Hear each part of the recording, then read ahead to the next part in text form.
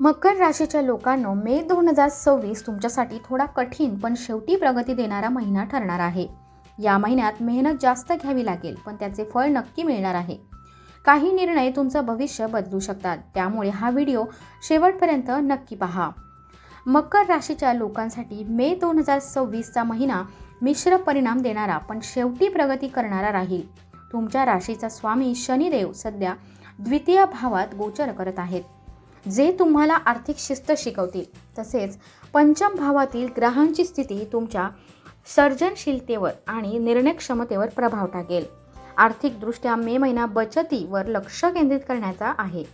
तुमचे उत्पन्न स्थिर राहील, पण अचानक होणारे खर्च तुमचा बजेट बिघडवू शकतात. पितृसंपत्तीशी संबंधित एखादा जुना विषय सुटल्यामुळे तुम्हाला दिलासा मिळू शकतो. शेअर बाजारात दीर्घकालीन गुंतवणूक सुरक्षित राहील. 20 मे नंतरचा काळ जमीन किंवा वाहन खरेदीसाठी उत्तम आहे. घरातील ज्येष्ठांच्या आरोग्यावर किंवा घराच्या दुरुस्तीवर खर्च होऊ शकतो. दिखाव्यासाठी मोठी गुंतवणूक करण्यापासून दूर राहा. व्यापाऱ्यांसाठी हा महिना जुन्या ग्राहकांशी संबंध मजबूत करण्याचा आणि नेटवर्क वाढवण्याचा आहे. लोखंड, तेल, मशिनरी आणि शेतीशी संबंधित व्यवसाय करणाऱ्यांना विशेष लाभ होण्याची शक्यता आहे. नवीन भागीदारी करण्यापूर्वी कागदपत्रांची नीट तपासणी करा.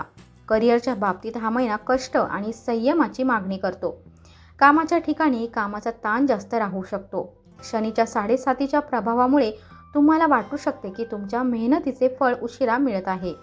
मात्र 15 मे नंतर सूर्याचा गोचर तुमचा आत्मविश्वास वाढवेल आणि वरिष्ठ अधिकाऱ्यांचा पाठिंबा मिळू शकतो.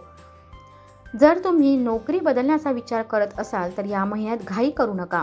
विद्यार्थ्यांसाठी हा महिना आव्हानांनी भरलेला असेल, पण शिकण्यासारखा देखील राहील.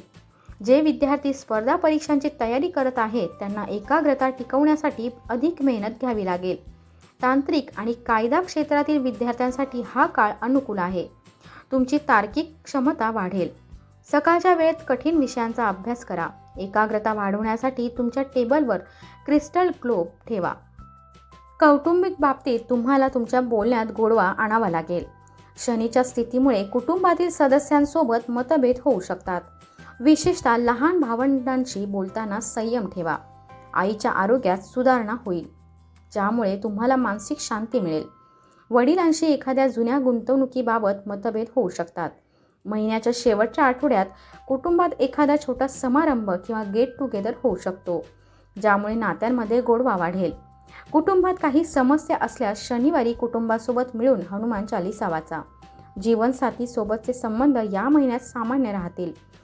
महिन्याच्या मध्यंतरानंतर तुम्ही दोघे मिळून एखादी मोठी कौटुंबिक जबाबदारी पार पाडाल, ज्यामुळे तुमच्यातील समन्वय सुधारेल.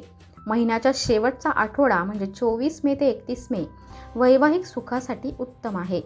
प्रेम संबंधांमध्ये अधिक जवळीक वाढेल. मेच्या दुसऱ्या आठवड्यात एखाद्या जुन्या मित्राशी किंवा एक्स पार्टनरशी संपर्क होण्याची शक्यता आहे. जे सिंगल आहेत त्यांना कामाच्या ठिकाणातून नवीन साथीदार मिळू शकतो. आरोग्याच्या बाबतीत कोणतीही दुर्लक्ष करू नका. हाडे, गुडघे किंवा नसांशी संबंधित समस्या त्रास होऊ शकतात.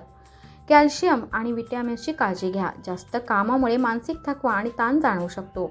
रात्री ध्यान करणे तुमच्यासाठी फायदेशीर ठरेल. झोपण्यापूर्वी मोबाईलचा वापर कमी करा. हे तुमच्या आरोग्यासाठी चांगले राहील. या महिन्यात तुम्ही एखाद्या व्यावसायिक प्रवासाला जाऊ शकता, जो भविष्यात लाभदायक ठरेल. कुटुंबासोबत एखाद्या शांत किंवा आध्यात्मिक ठिकाणी छोट्या प्रवासाचा योग आहे, ज्यामुळे तुम्हाला नवीन ऊर्जा मिळेल. वाहन चालवताना विशेषतः शनिवारी जास्त सावध राहा.